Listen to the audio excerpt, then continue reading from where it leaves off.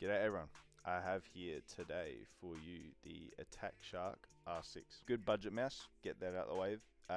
Probably, yeah, I'd say it's worth the 100 Australian dollars that I paid for it, I'm pretty sure, or 92. However, I would choose the OP1 over it for an extra 10.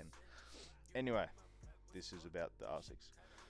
You got the little 8K polling receiver on it. I cannot tell you in confidence how good the 8K polling is because I don't use 8K, but I don't have a lot of faith in it, and I would not, without knowing, I would not recommend it just because Attack Shark is a cheaper brand.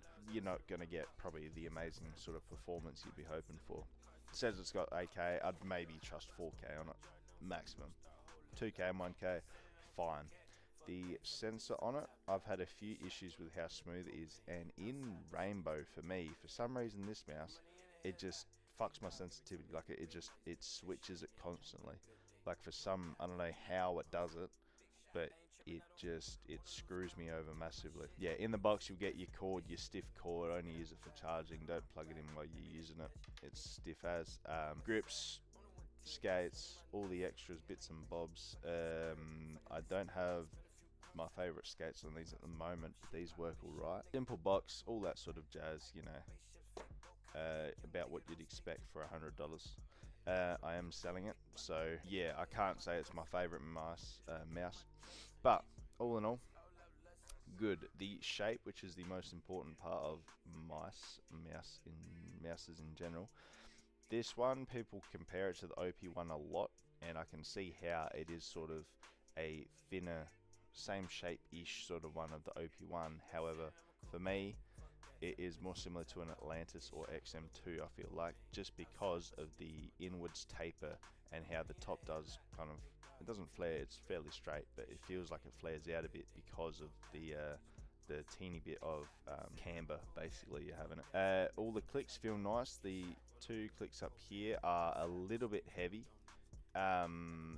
The scroll wheel is very light and goes fairly quick, but it still feels pretty nice. And the side buttons are, pretty generic, a little bit cheap feeling, but you can't really expect too much. In terms of battery, it's been fine. For me, I just chuck them on, I chuck it on charge every so often, maybe once a week.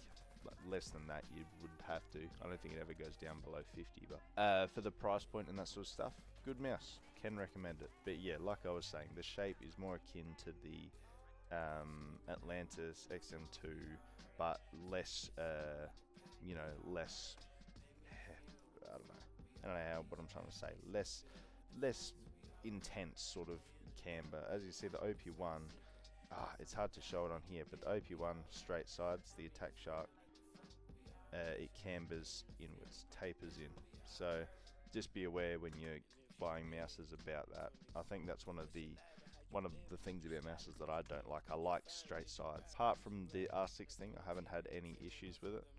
But yeah, nice and lightweight as well. I forgot to mention that, 39 grams. It's very, very lightweight. But as I'm starting to use some of the more lightweighter mice, like the Hitscan and that sort of stuff, I like a little bit of weight behind them. People going on about how much they weigh and thinking it's a big deal, but to be honest, I'd say around the 40 to maybe heavier than that, probably 45 to 55 gram weight is like ideal for me. You like a little bit of, you like to feel like you're moving something, I guess. I would like to try a fingertip eventually, one that weighs next to nothing, but to be honest, if you have to put your whole hand on something, I feel like it should have a little bit of weight behind it just to make it a bit more controllable. Otherwise you feel like you're whipping it around. But yeah, for the 45th time, can recommend it.